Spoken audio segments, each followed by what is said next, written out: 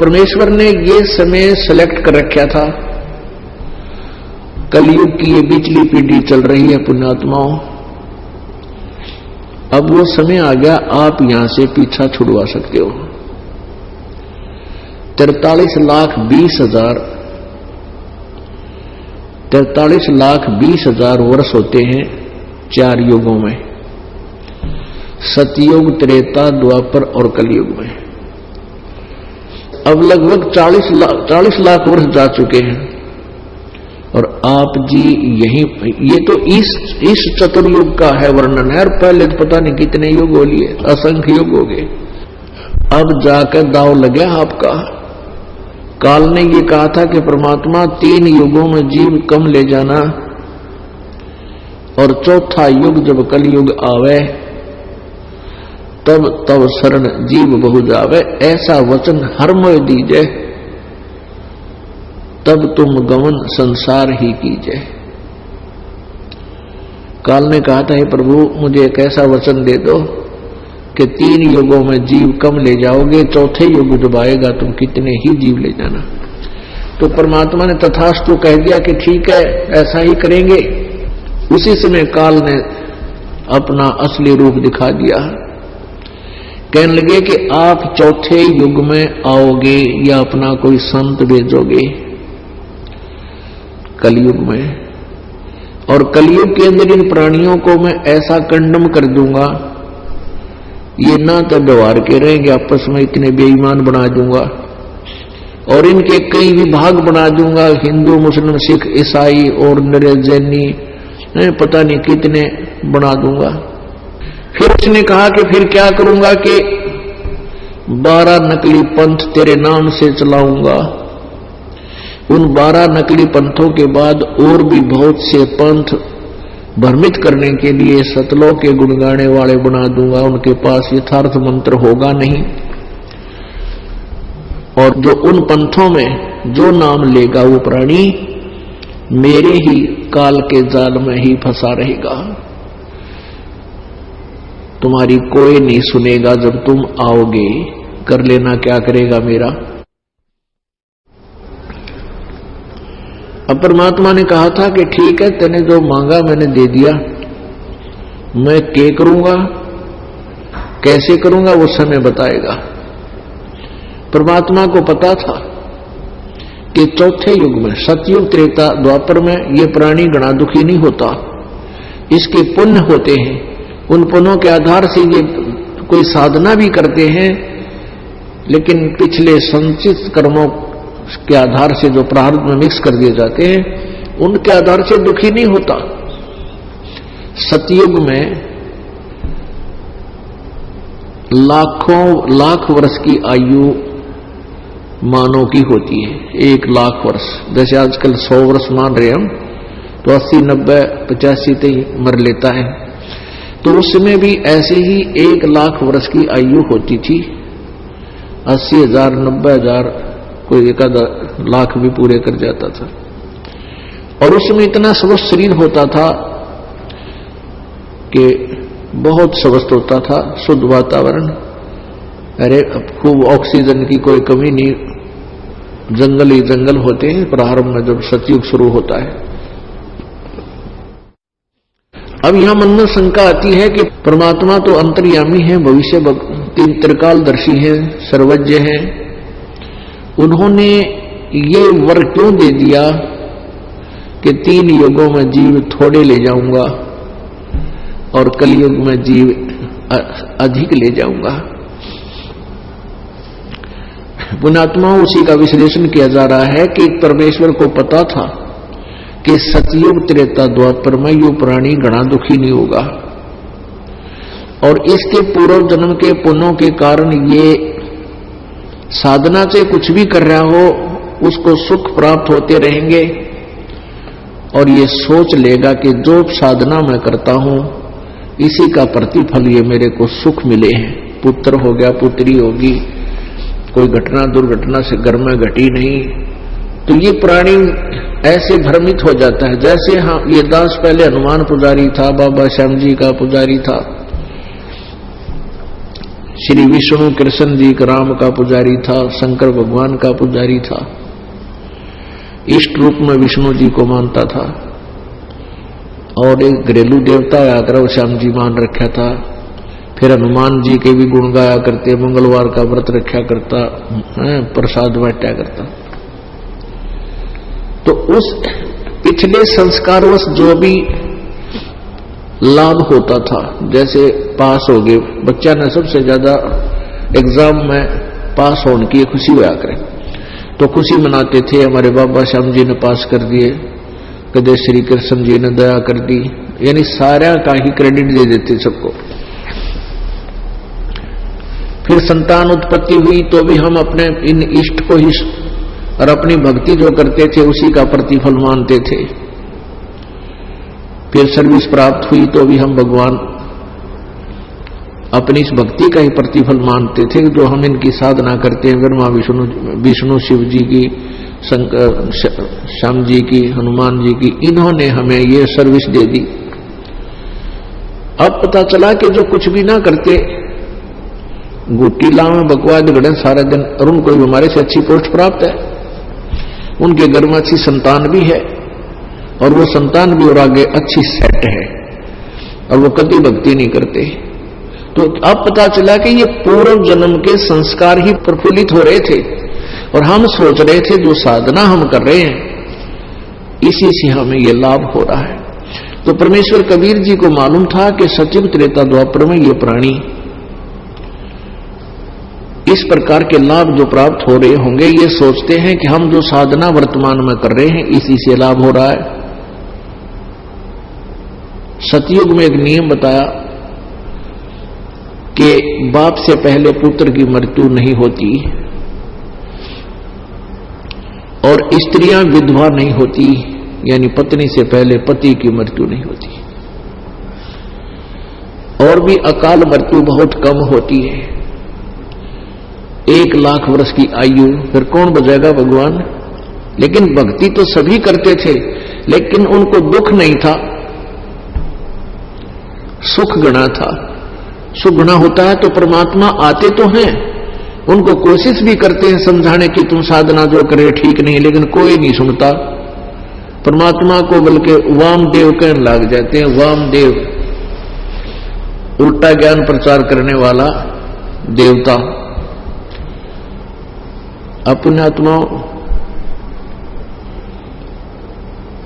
परमेश्वर कहते हैं सुख के माथे पत्थर पड़ो।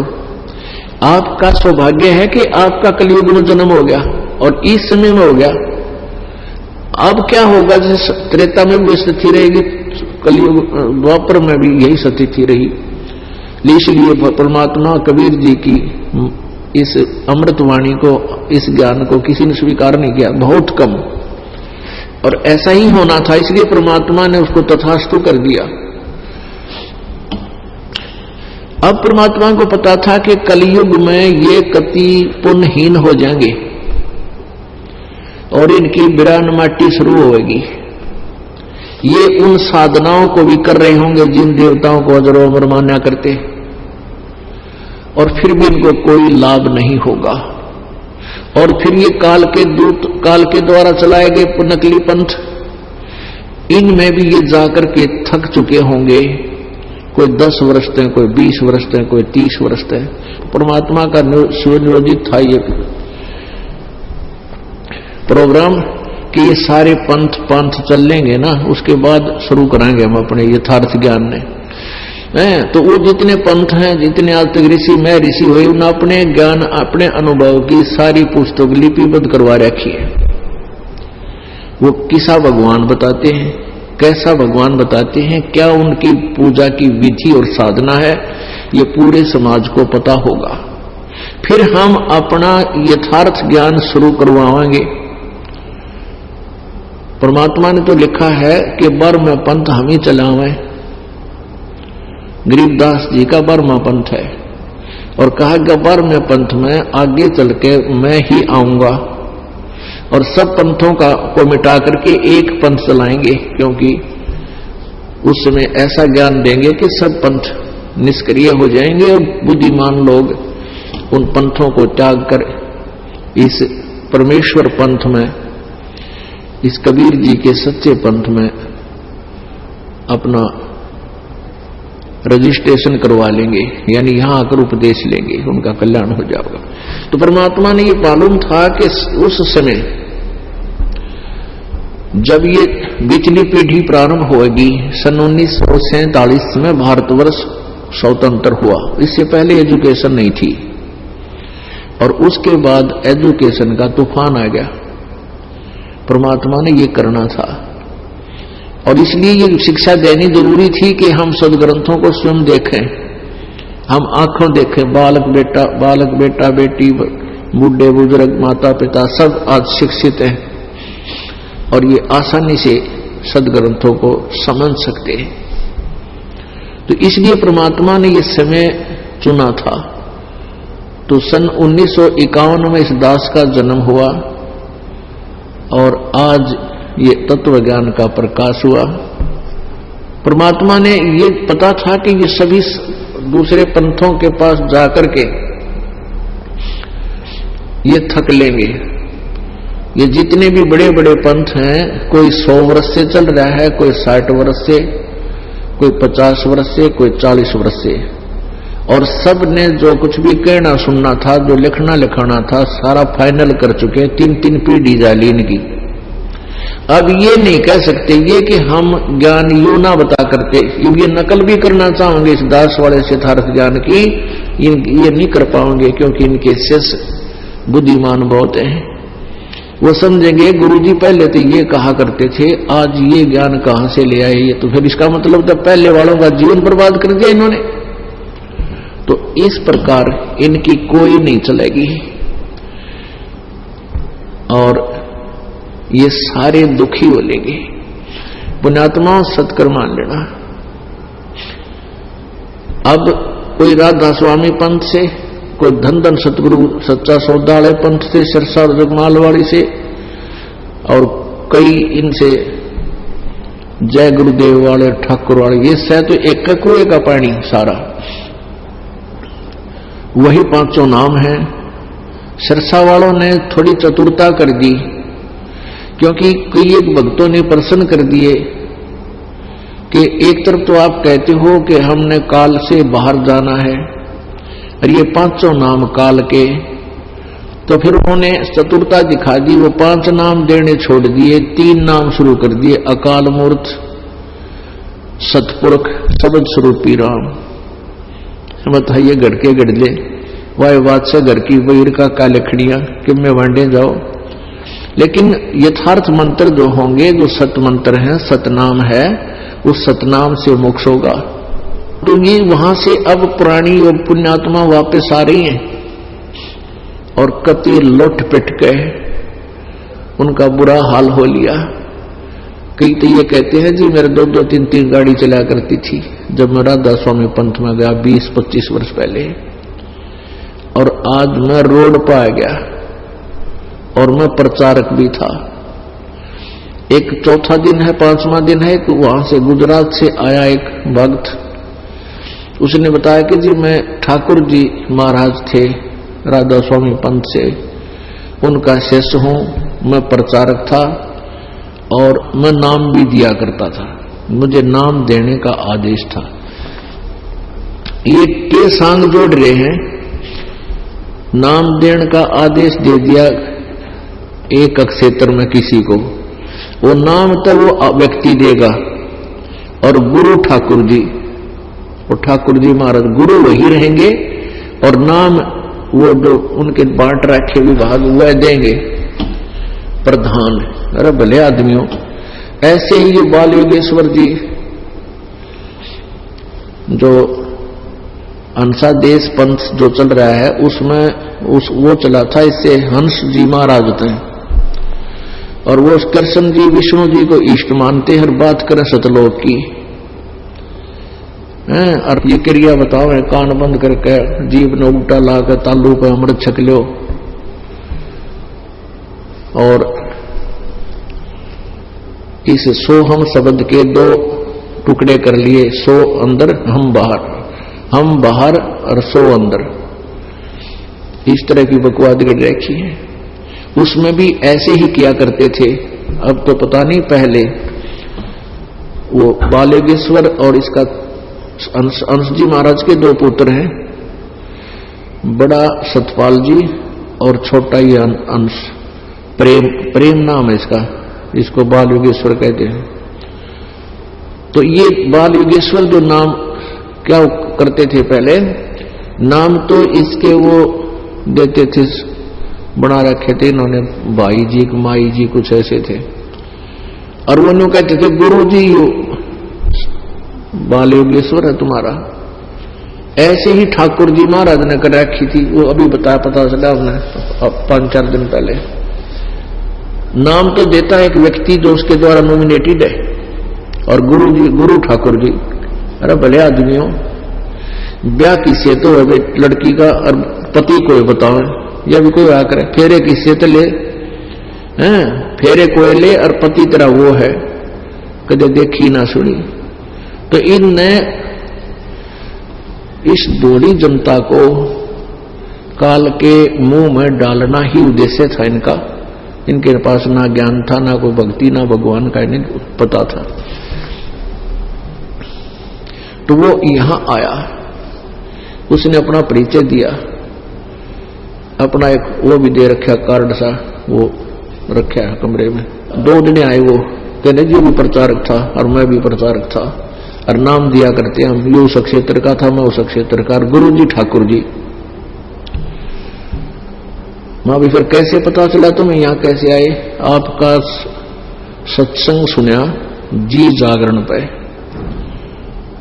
और आपने तो कमाल कर दिया, इनकी कति खाल तार दी ज्ञान की। हमारा तो कलेजा हिला था उससे, जनते हम अकबर गया, हम तकड़े के प्रचारक बन रहे हैं, आप भी मराएंगे, और इतनी जनता को धोखा दे रहे, ये और हमारे पाप के बागी बन गए।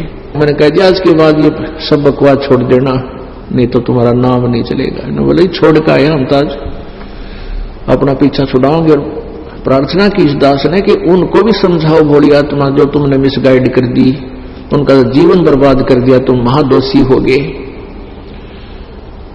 तो कह रहे थे जी कोशिश कराएंगे, लेकिन इम्पॉसिबल है, क्योंकि वो कसूतियार उड़ो रहे हैं। कोई बात नहीं, परमात्मा ने ये समय इसलिए सिलेक्ट किया था कि बुद्धिमान प्राणी हो जाएंगे, शिक्षित हो जाएंगे, और आंखों देख और पढ़ लेंगे, फिर इन काल के दूतों को छोड़कर अपने घर में आ जाएंगे। तो पुण्यात्माओं, परमात्मा ने यही उद्देश्य रखा था कि कलयुग में जो है, सतयुग त्रेता द्वापर, ये प्राणी दुखी नहीं होता, और कलयुग में इतना दुखी हो जाएगा, साधना जो कर रहे हैं उनसे लाभ तो होना ही नहीं था, लेकिन इनके पिछले पुण्य भी कौन आ रहे, फिर इन पर दुखों का कहर टूटेगा, और फिर ये हमारे पास आएंगे, आते सुख देंगे। परमात्मा के गुणों में लिखा है कि परमात्मा घोर पाप न काट दे। पुण्यात्माओं, पुण्य से सुख होता है और पाप से दुख होता है। अब जैसे किसी के पैर में कांटा लगा हो, जैसा कि आपको परसों दिखाया था कि श्रीमद् देवी भागवत यानी दुर्गा पुराण, शक्ति पुराण में 4थे स्कंद में 282-83 पृष्ठ पे और 242 पृष्ठ पे बृहस्पति जी जो देवताओं के गुरु हैं और शुक्राचार्य जो राक्षसों के गुरु हैं, उन दोनों के ही सिद्धांत आपको बताया। उन्होंने कहा कि प्रारब्ध कर्म तो भोगने से ही समाप्त होगा। आपके पुण्य, आपको सुख है तो आपके पुण्य नाश हो रहे हैं, और आपको दुख है तो आपके पाप नाश हो रहे हैं। इस तरह पाप नाश का विधान बताया उन्होंने। अपने आत्माओं, किसी के पैर में कांटा लगा हो, अब जैसे इसने बृहस्पति जी ने कहा है कि इंद्र को समझा रहे हैं कि इंद्र, जो कर्म में सुख और दुख तेरी किस्मत में है वो तो भोगना पड़ेगा, और अपनी भक्ति भी कर, और जो भी होना है वो होकर ही रहेगा। भक्ति कर। अब हम भी जैसे कई भक्त हमें मिले कि जी मैं ऐसे ऐसे उस संत के पास गया, उसने जाते ही मंत्र दे दिया और कहा बेटा बिल्कुल सुख हो जाएगा। जब मुझे कोई सुख नहीं हुआ तो फिर कहा कि ये तो तेरे प्रारब्ध का भोग है, तेने भोगना ही पड़ेगा। फिर भी भक्ति से इच्छा नहीं हटती, क्योंकि मालूम है आत्मा को कि एक परम शक्ति है जो हमारे दुखों का निवारण कर सकता है। तो वहां से हटकर दूसरे संत के पास गया, उसने भी जाते जंतर मंत्र बताए, वो किए, दान धर्म कहा वो किए, कोई लाभ नहीं हुआ। तो आखिर में वो क्या कहते थे कि तेरे प्रारब्ध का कर्म है, तेने भोगना ही पड़ेगा, भक्ति करता रहे, आगे सुख हो जाएगा, आगे भविष्य में तेरे को दुख नहीं होगा, तेरे पुण्य बढ़ जाएंगे। अब पुण्यात्माओं किसी का कांटा लगा हो पैर में और वो दुखी हो रहा है, किसी से पूछता है कि मेरा पैर दुख रहा है, दर्द कर रहा है भयंकर, तो उसने उस व्यक्ति ने देखकर बता दिया कि तेरे कांटा लगा है और कांटा लगने से तेरे पैर में पीड़ा है। अब वो कहे कि भी कांटा तो निकलेगा नहीं, अब जूते पहन ले, आगे कांटे लगेंगे नहीं। पुण्यात्माओं कांटा लगे पैर में जूता पहना नहीं जा सकता, वो तो कांटा निकले और फिर जूता इस डर से पहनेगा वो कहीं फिर वो कांटा फिर ना लग जाए। तो अब कलयुग के अंदर आप जी के पैरों में वो प्रारब्ध कर्म के कांटे घने लाग रहे हैं और आप जहां भी जाते हो पहले तो आपको जंतर मंत्र बताए जाते हैं, दान धर्म के लिए पैसे भी आपके खर्च करवाए जाते हैं, फिर जब लाभ नहीं होता या तो आप ही छोड़ाते हो उनको या फिर वो यही स्टेटमेंट देते हैं कि ये तो कर्म है भाई, भोगना ही पड़ेगा।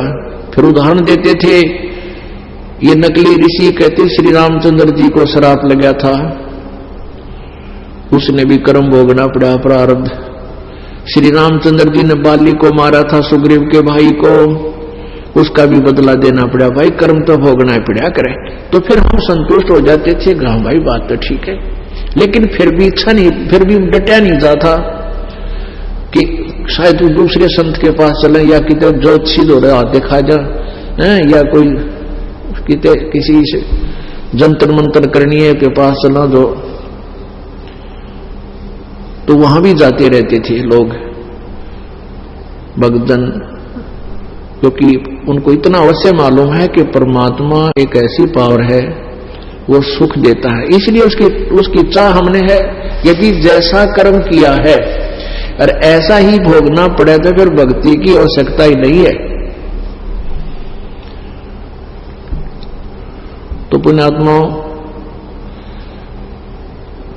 अब वो कहते कि राम नाम भक्ति करते रहो, भक्ति कैसे होगी, नहीं हो सकती। अब वो टेंशन के ऊपर मिटा, टेंशन। अब जैसे आपका कोई काम अड़ गया, कोई समस्या आएगी तो वह टेंशन होगी। अब हमने उस टेंशन को समाप्त करने के लिए कई तरीके अपना लिए। एक बोला जी हमारा नाम टूट गया, मैं कैसे टूटा कि एक टेंशन होगी और टेंशन में सिगरेट पी ली, फिर टेंशन सिगरेट का इलाज है। एक कहने का जी मैंने दारू पी ली, मेरा टेंशन होगी, कोई कवा सुनी होगी किसी तरह। तो शराब पीने से क्या वो टेंशन खत्म होगी? उतरते फिर टेंशन, वो टेंशन जिस कारण से वो टेंशन है वो कारण खत्म हो। जैसे पैर में कांटा लाग रहा है, कांटा निकला तो टेंशन खत्म हो, वो दर्द पीड़ा समाप्त हो, तब इसका परमानेंट ट्रीटमेंट होए।